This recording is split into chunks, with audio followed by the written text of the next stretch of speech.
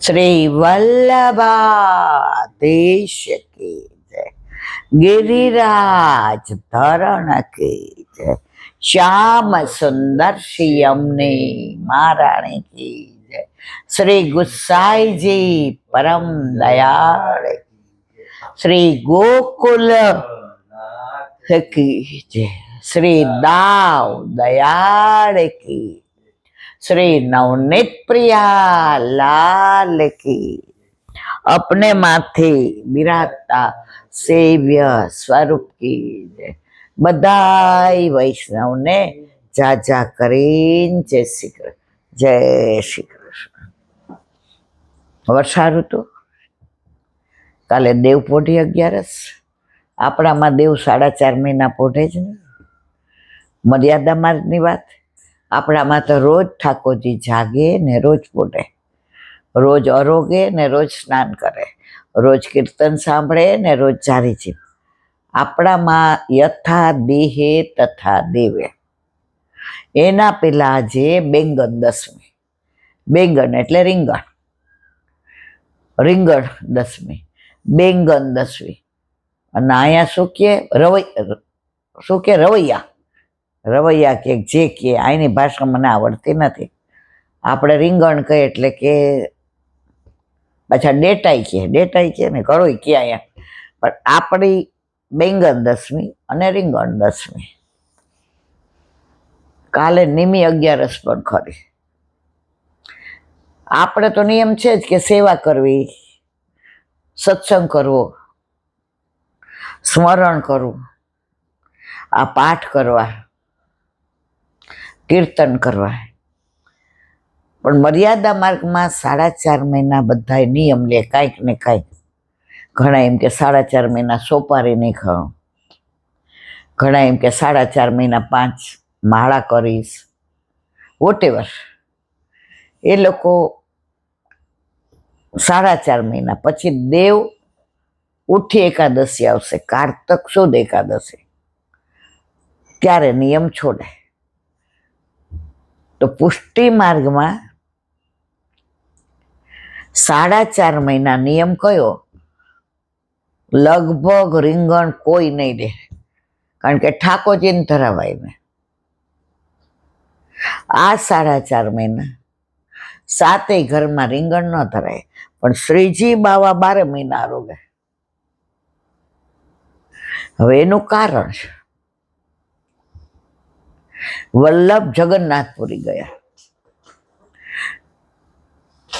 બધા બાળકો જગન્નાથપુરી, કારણ જગન્નાથ ભગવાનને વલ્લભ બહુ વાલા. જો ગોપીનાથજી જાતા, પુરુષોત્તમજી જાતા, ગુસાઈજી જાતા, આપણે બધી વાર્તાઓ વાંચી ગયા છે. આપણા એ 84-252 વાર્તા બધું કરેલું છે. તો વલ્લભ પધાર્યા ત્યાં.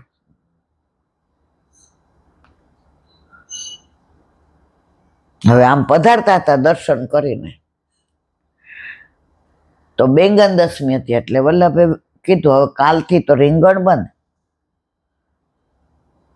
ઘણામાં વલ્લભ લખ્યું છે ને ઘણામાં ગુસાઈજી લખે. તો જે ઉપરનો હતો ને એને ઓલું જે રીંગણનો છોડ હતો ને એમાં ભરાઈ ગયું. એ કે વલ્લભ અમારો શું વાંક? આજે બધાય શાક 12 મહિના આવે, તો અમારો અંગીકાર કરાવો ને. હવે 7 ઘરમાં તો ના જ આવે. ત્યારે વલ્લભે કહ્યું કે બધા ઘરને પોતાના અનુકૂળતા હોય એમ કરે, પરંતુ શ્રીજી બાવા 12 માસ રીંગણ આરોગશે. તો આજની તારીખમાં પણ તમે નાથ દ્વારા જાઓ અને પાતર લ્યો તો રીંગણ તો હોય જ. બાકી બધે કાલથી ને 4.5 મહિના સુધી ઠાકોરજીને રીંગણ નહીં આવે. પછી અન્નકૂટમાં પહેલી વાર રીંગણ આવશે. તો આજે બધી રીંગણની સામગ્રી આવે. રીંગણનો ઓળો, ભરેલા રીંગણ, રીંગણના ભૂજાના, રીંગણની કઢી, રીંગણનો શીરો, રીંગણનું અથાણું, રીંગણનું રાયતું. આ બધું કઈ બહુ મને આવડતું નથી, પણ ભગવદીઓને ત્યાં અમે જાતા ત્યારે ઠાકોરજીને ધરાવેલું બધું, પણ હોય કેટલું આટલું આટલું છે. એટલે પેલા થાળી નહોતી, ડીશ ને કટોરાઈ ને પાતર અને દૂના. અને સૌરાષ્ટ્રમાં છે ને પીરસે નહીં, ધરું એમ કે અને આગ્રહ કરે. તો મને યાદ છે બધું આટલું આટલું મૂકે. હવે નાનપણમાં લગ્ન થયા ત્યાં સુધી મારી જિંદગીમાં મેં રીંગણ ચાખેલા નહીં. 3 શાક લગ્ન થયા ત્યારે ખાતી હતી, ભીંડો, ચોળી, બટેકા. 4થું શાક મને યાદ નથી. જો મારી બા ખીજાણી હોય, ઊભી થઈ જાઓ, કા ભાભુને ઘરે વહી જાઓ અને કા ફઈબાન ઘરને, કારણ કે આ ગોપાલધામ છે એટલા બધા એના ઘર. એટલે 12 સાડા 12 જાઓ એટલે ભાભુ તરત કે અને મારા દીકરાને શાક ભાવે એવું નહીં હોય, એટલે આવ્યો ને બેસ જા. હવે પાછી જબરી કેવી, મને રોટલી ગરમ ન હોય તો હું ખાવ નહીં. ભાભુ ને ફઈબા એ જમાનામાં એવું હતું કે કઈ જુદા જેવું જ નહોતું.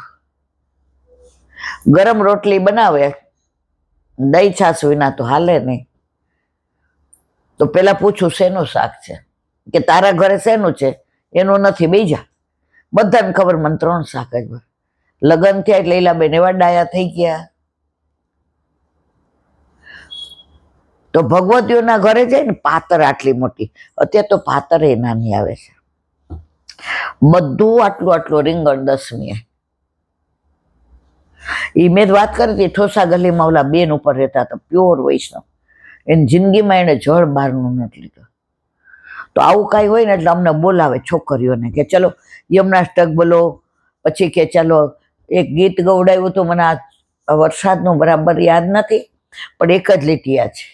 મેહુલો ગાજે ને મોહન નાચતો રે, મેહુલો ગાજે ને મોહન નાચતો રે, રાધા ગોરી હૈયે હરખથી આવ્યા, રાધા ગોરી હૈયે હરખથી આવ્યા, મેહુલો ગાજે ને મોહન નાચતો રે, તાલ મૃદંગ જાજ ડફ બાજતો રે, વાંસળીના નાદ ધીમા ધીમા સંભળાય જો, વાંસળીના નાદ ધીમા ધીમા સંભળાય જો,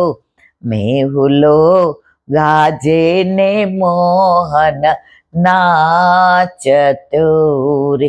આખું અમને ગૌરાવે અને પછી અમને બધાને ડાન્સ શીખવાડે. નાના નાના 15, 12, 14 વર્ષ ટાઈમમાં ન થતા હોય એટલે એવાને જ બધાને બોલાવે. અને પછી પાતર પડે ને તો આવી 15 જાતની સામગ્રી હોય. એટલે હું બેસું જ નહીં, મને ભૂખ જ નથી. હવે માસીને ખબર, અમારી ભેગી બ્રાહ્મણની એક દીકરી આવતી રંજન, એને બોલાવતા એમાં આમ ભેગા જવા માંડ્યા. હવે અમારો મેળ પડી ગયો એટલે મહિનામાં 3-4 વાર માસીને ઘરે જવાનું અમારે. એટલે પછી કે તું બેસી જા, તને કાંઈ રીંગણનું નહીં આપું, બસ. હું કહું ના, તમે પછી મારામાં પીરસ. અને નિયમ એવો કે તમે પાથરમાં પીરસે ને એ ઠાકોરજીનું અધરામૃત હોય ને, તમારે એઠું ન મુકાય. હવે આવું બધું તો નાનપણથી શીખવાડેલું. એટલે જો પાથર પર બેસો ને પીરસે મારે ખાવું પડે ને, હેવી દાંડ ના, એટલે નહીં. પછી બિચારા કે તું હું પીરસવા આવું ને ત્યારે હાથ આડો દઈ દેજે, બસ. રીંગણના ટૂંક કરેલું ભજીયા જેવું શાક બનાવે, તમે જુઓ તો. હવે દીકરો પરણ્યો એની વહુ આવી એટલે માસીએ પીરસી લીધું એટલે મેં કીધું હવે વાંધો નહીં. પછી અમને બોલાવડાવે, આ બધું શીખવાડ્યું છે ભગવદીઓ. એટલે આપણે બધા શું બોલીએ, ગિરાજ ધરણ કીજે. ના, અમને માસી શીખવાડ્યું હતું. એ કે ઇન્દુ તારો અવાજ મોટો છે, બોલ ચાલ. દાન ઘાટી માન ઘાટી સાંકડી ખોર અમલા દમલા વૈષ્ણવ કે સંગ વલ્લભ કે રંગ આઈ જયો ગિરિરાજ ધરણ કી જય. પછી એટલે પીરસાઈ ગયો એટલે હું બેઠી, મેં તો હવે વાંધો નહીં, મારી પાછળ જોઈ લીધી બરાબર. હવે દીકરાની વહુ પરણેલી આવેલી, એને ખબર નહીં. એટલે એને પેલા છે ને એવું હતું કે નણંદ 4 વર્ષની હોય ને તો બેન કહેતા અને તમે કહેતા. સૌરાષ્ટ્રમાં આજે એ જ રિવાજ છે. એટલે ઇન્દુબેનની થાળી ખાલી. હવે હું તો આ બોલાવતી એટલે વચ્ચે બોલાય નહીં, એને આવીને થોડું થોડું પીરસી દીધું. હવે પાતર ઉપરથી ઊભું થવાય નહીં, ના ખવાય નહીં. હવે માસી સમજી ગયા કે આવડી આ ગાંડી બીજી વાર નહીં આવે, આને હવે ભારે કરી. મને કે સાંભળ, તું લઈ લે, પછી તારી પાત્ર કેટલા ભગવદીઓ હોય એ કે તારી પાત્ર હું બેસ જઈશ. એટલે એ રંજન મારી બાજુ બેઠી હતી, તો મને કોને મારે? આવા ભગવદી એને આપણે એટલું ન ખવડાય, ખાઈ જાય છાનમાંની આંખો બંધ કરીને દવા પીધું એમ. હવે આપણે સૌથી નાના, બધા મોટા મોટા. એટલે આપણે તો ચાલુ, એટલે પેલા સખડી જ હોય તો ડબકાવાળી કઢીને એવું બધું, એટલે પેલા થોડું લઈ લઈએ. પછી આ લોકો બધા શું કરે, જે આ નો ભાવે ને આવું એ બધું પેલા ખાઈ લે. લોલી રંજન મને કોની મારે? અને ખરેખર સોગંદથી કહું, એ મેં મોઢામાં મૂક્યું રાયતું ને ભૂજાના ને રીંગણનું શાક ને ભરેલું શાક ને રવૈયાનું પેલું બધું તમે જુઓ, મને એમ થયું કે આ અફસોસ કે અત્યાર સુધી નહોતી ખાતી. કારણ ઠાકોરજીને ધરાવેલું હતું. તો આજની તારીખમાં પણ એ બાસી તો પહોંચી ગયા.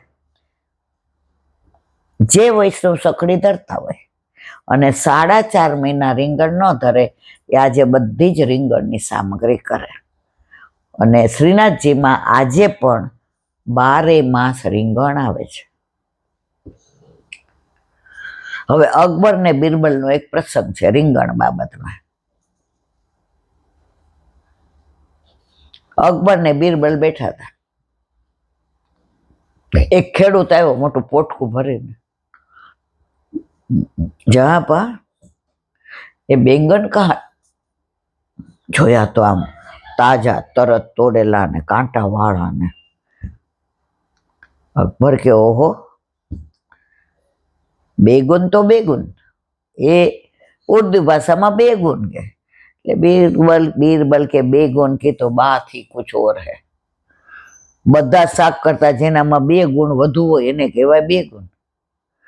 કે બીરબલ આજે તો એ કે આપણે આ બધા રીંગણનું શાક કરી દરબારીઓ તું ને આપણે બધા હારે લઈએ. બધા બેઠા, જેવું મોઢામાં બીરબલ અરે અકબર કે આવો શાક આમ તે. એ કે મેં તો કહ્યું તો 2 ગુણ એટલે ગુણ વિનાનો, એટલે કે રીંગણ. અકબર કે ત્યાં તો તું એવું કહેતો હતો કે 2 ગુણ એટલે 2 ગુણ, અને હવે એવું કે મેં ત્યારે એવું જ કીધું હતું. તમે ઊંધું સમજ્યા. હવે તમારે લીધે અમારે ખાવું પડશે પીરસું એટલે. એટલે રાજા વાજા વાંદરાને કેમ હાચવા ને એ બિરબલ પાસે શીખવાનું. પછી રીંગણની આપણી પુષ્ટિ માર્ગે 84,252 વાર્તા. જો નામમાં ભૂલ થાય ને મારો વાંક, કારણ હવે ઉમર કા તપાજા નામ ભૂલી જવાય. પુરુષોત્તમદાસ શેઠ હતા. એટલું દ્રવ્ય પ્રભુએ આપ્યું હતું અને એવા ઠાકોરજીને લાડ લડાવે. આજે પણ કાશીમાં પુરુષોત્તમદાસ શેઠના ઘરમાં વલ્લભના બેઠા છે. એ કૂવો આજે છે કે નંદ ઉત્સવ વલ્લભે પહેલી વાર કર્યો તો બધા આવ્યા હતા, નંદ યશોદા ને બધા જ, અને બધા કૂવામાં છે આજની તારીખ. એ કૂવો છે. અને બેઠક જે અમે તો 40-50 વર્ષ પહેલા જોયા હતા. એટલે રિયલ રળિયામણા. હવે કેવા છે ખબર નથી. હમણાં જ કોક મને કહેતું હતું, ઈલાબેન તમે ગયા હતા કાશી ને હવે તો આખો નરેન્દ્ર મોદી એટલું સરસ કરાવી નાખ્યું. મેં તો બધે નરેન્દ્ર મોદી સારું કરે અને પછી આ લોકો એમને બીજી રીતે ન ફાવે એટલે આવા જંતર મંતર ઉપર જાય ને આવા જૈનજી બધા મંડાઈ પડે. અને મેં કીધું ગમે એમ કરીને, પણ જ્યાં સુધી ઠાકોરજીની ઈચ્છા છે કે દેશનો વિકાસ કરવો જ અને યવનોથી દૂર રાખવા છે આ લોકોને, ત્યાં સુધી નરેન્દ્ર મોદીનો વાળ વાંકો કોઈ નહીં કરી શકે. અને નરેન્દ્ર મોદીને હિમાલયમાં જવું હશે ત્યારે કોઈ રોકી નહીં શકે. એ માણસે તો ધૂણી દખાવી છે, એને આગળ ઉલાળ નથી ને પાછળ ધરાર નથી. કુટુંબમાં આટલા માણસો, એકને એને આગળ કર્યો છે, એકના ઘરે જાય છે, એકને આવવા દે છે. એને ક્યાં પૈસા જોઈએ છે? એનું ખાવાનું મેનુ તો જોજો તમે. નવરાત્રિમાં ખાલી જળ પીને કરે છે. કેવો ધાર્મિક માણસ છે, ભારતીય છે, સનાતની છે, દેશ માટે ભેખ ધરી લીધી છે, અને તોય લોકો રગડાય. અને ભણેલા ગણેલા પાછા મંડાઈ પડે. જો જે સારું કાર્ય કરતા હોય ને એને આનો ભોગ બનવો જ પડે. ઠાકોરજીને સ્વયંતકમણીના ચોર બનાવી દીધા હતા, તો આ ચા વાળાને તો આવું કરે એમાં કઈ ફેર છે મારા વાલા? મને તેમ થાય કે આપણે ઘરમાં સારી રસોઈ શાક કર્યું હોય ને બધા વખાણ કરે ને એક જણ એમ કે ને કે સેજ મીઠું વધુ હતું, તો આપણો આખો દી જીવ બળે કે જો તો આણે મને કેવું કીધું. બીજાને એને પૂછીએ જ નહીં. તો આને તો આખી દુનિયા કેટલી ગાળો દે છે, કેટલી ગાળો દે છે. આમના પરથી એ શીખવાનું. ગમે એટલું પાછળથી લોકો બોલે, જો તમારું ધ્યેય સાચું છે, જો તમારી મંજિલ બરાબર છે, જો તમારી દેશ તરફની નિષ્ઠા છે, જો તમે ભારતીય છો, જો તમે સનાતની છો, તો તમારે કોઈનાથી ડરવાની જરૂર નથી. કારણ કે ઠાકોરજી કે છે કે પરીક્ષા તો થાય, તારે પરીક્ષાથી નહીં ડરવાનું, પેપર તો મારે જોવાના છે ને. વાત એટલે ભૂલમાં આડા રવાડે ચડી ગઈ કે હમણાં 2-4 જણા મળવા આવ્યા, એમાં 2 યુવાનીઓ હતા. જોયું લાંટી આમ તેમ. મેં કીધું તે આ જોયું? ખાલી કલ્પના કર 2014 પહેલાના દેશની દશા કેવી હતી. મેં કીધું ઓલા મનમોહનસિંહ બિચારા વયા ગયા, મૂંગા જ વયા ગયા, બોલી જ ન હોય કા. વંશ વારસો ભોગવતું હતું બધું ગાંધી પરિવાર. દેશે કેમ જાકારો આપ્યો? આજે ઓલી મમતા બધા યવનોને કાખમાં લઈને ફરતી હતી, કેમ બધા ગયા? આખો દેશ ગાંડો મોદીને છૂટે છે. આ બધામાં આપણા દેશમાં કાવતરા કરવામાં આવે છે ને, તો હવે એ લોકો સમજી ગયા કે યુવાનીઓને સાથે લેશું ને તો આ દેશને આપણા વશમાં કરી શકશું. ઘરડાવથી કાંઈ નહીં થાય. એટલે હવે આ લોકોએ નવો આઈડિયા કર્યો છે, અને એમાં આપણે ભણેલા ગણેલા આવી જઈએ છીએ. મને કે આંટી તમારી વાત તો સાચી છે. મેં તો 2014 પહેલાનું અમદાવાદ જો, ગુજરાત જો, કાશી જો, રામ જન્મભૂમિ. મેં કીધું ગાંડા, આ 370 કલમ કોની ત્રેવડ હતી? મને કે આંટી તમે કેટલું ભણેલા? મેં તો 0. પણ મારા ભારતીય હોવાનો, સનાતી હોવાનું મને ગૌરવ છે.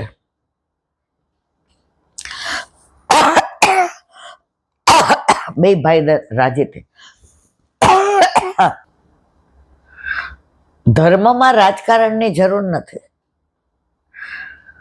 પણ જો સાચું નહીં સમજીએ કે સમજાવીએ ને તો પાછા હતા ત્યાં. ધર્મમાં એવું કે છે દુસંગ લાગી જાય ને તો સત્સંગ જતો રહે. એમ અત્યારે દેશ સારા તબક્કામાંથી પસાર થઈ રહ્યો છે. આવો કોરોના ગયો, આખી દુનિયા હારી ગઈ, પણ ભારતમાં કોઈ તકલીફ ના થઈ. આજે ઈરાનનો રશિયાનો યુદ્ધ ચાલે છે. અરે ઈરાન ને અમેરિકાનું, યુક્રેન. આપણા દેશમાં કઈ અસર થાય છે? જેનો રાજા સબળ હોય ને તો દેશ બરાબર ચાલે. કાઠિયાવાડીમાં એક કહેવત છે, જેનો ધણી નબળો હોય ને એની વહુને બધાય ભાભી કે. જેનો ધણી નબળો હોય એની વહુને બધાય ભાભી કે, અને જેનો ધણી નબળો હોય ને એની વહુને ભાભી કહેવાની હિંમત કોણ કરે? આજે આપણો આ વડાપ્રધાન સબળ છે ને, પણ જ્યારે બહારના કાંઈ ન કરે, હળગાવી હકે ઘરના જ. આ બધી બધાને ખબર છે. એટલે જો અત્યારે પરિસ્થિતિ કેવી બગાડી છે. એટલે વડીલો કહેતા, બેટા ઘર ફૂટે ઘર જાય, બહારના કાંઈ ન તમારું બગાડે, ઘરના જ ફોડે. તો વાત આપણે પુરુષોત્તમદાસ શેઠની કરતા હતા. હવે એના ઠાકોરજીને લાડ લડાવે. મેં કીધું કે રાજાને પૈસાની તકલીફ પડે તો કાશીનો રાજા એની પાસે લેવા આવે. એકવાર કાશીના રાજાને તકલીફ થઈ તો પૈસા લેવા આવ્યા. તો પુરુષોત્તમદાસ શેઠ તો આટલી પોતળી વાળી અને ખીરકમાં ગોબર સાફ કરતા હતા. એટલે એના ઓલાએ કીધું ગોવાળીએ કે શેઠ ઈ કે એને કામ હશે તો આવશે ખીરકમાં. મારે મારી ગાયોનું કામ છોડીને, ગાયો કેવી વાલી, જવાની જરૂર નથી. રાજાએ પૂછ્યું ક્યાં છે શેઠ? કાર્યા ઈ કે આટલી પોતળી વાળેલી, ગોબર વાળા હાથ ને ઓલું આમ લૂછું એટલે મોઢું બગડેલું. શેઠ જય શ્રી કૃષ્ણ. ગોબર ખૂનતા ખૂનતા કે હા જય શ્રી કૃષ્ણ. એ કે આટલા પૈસાની જરૂર. એ કે મળી જશે. રાજાને એમ ન કીધું આવો કે બેસો કે હા જય શ્રી કૃષ્ણ. આટલી ખુમારી હોવી જોઈએ.